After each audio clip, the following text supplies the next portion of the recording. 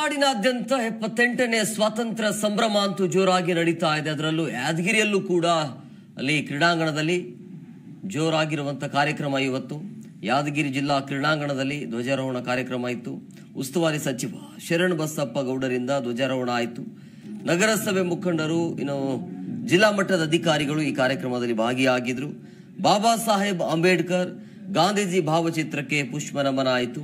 ಧ್ವಜಾರೋಹಣ ಕಾರ್ಯಕ್ರಮಕ್ಕೆ ಶಾಸಕ ಚೆನ್ನಾರೆಡ್ಡಿ ಪಾಟೀಲ್ ಅವರಂತೂ ಇಲ್ಲ, ತುನ್ನೂರು ಗೈರಾಗಿದ್ದಾರೆ. ಚೆನ್ನಾರೆಡ್ಡಿ ಪಾಟೀಲ್ ತುನ್ನೂರು ಅಂತೇಳಿ ಶಾಸಕರಾಗಿರುವಂತಹ ಶರಣಗೌಡ ಕಂದಕೂರ್, ಇನ್ನು ರಾಜ ವೇಣುಗೋಪಾಲ್ ನಾಯಕರು ಈ ಕಾರ್ಯಕ್ರಮದಲ್ಲಿ ಭಾಗಿಯಾಗಿದ್ರು. ನೂರಾರು ವಿದ್ಯಾರ್ಥಿಗಳು, ಸಾರ್ವಜನಿಕರು ಈ ಒಂದು ಕಾರ್ಯಕ್ರಮವನ್ನು ನೋಡೋದಕ್ಕೆ ಬಂದಿದ್ರು.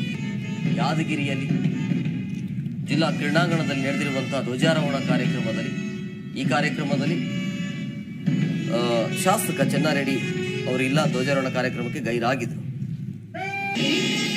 4ನೇ ತಂಡ ಮಹಿಳಾ ಪೊಲೀಸ್ ತಂಡ ಯಾದಗಿರಿ ಶ್ರೀಮತಿ ಸೀತಾ PSI ನಿಸ್ತಂತು ಘಟಕ.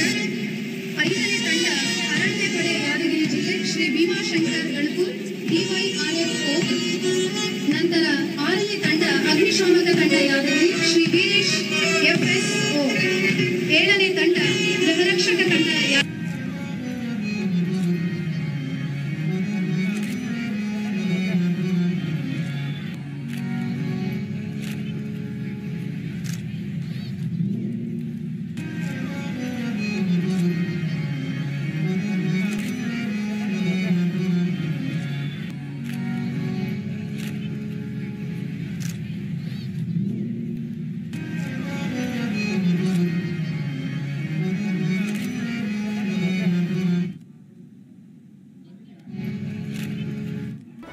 ಜಿ ಕನ್ನಡ ನ್ಯೂಸ್ ಈಗ ನಿಮ್ಮ ಮನೆಯಲ್ಲೇ ನೋಡಿ.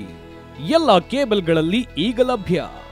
ಸನ್ Direct 292, Jio TV 1334, U digital 162, City Cable 51, GTPL 17, Abhishek cables 821, Rockline telecommunication 51, Shri Basaveshwara number 60, Vinayaka digital number 53, In digital number 896ರಲ್ಲಿ.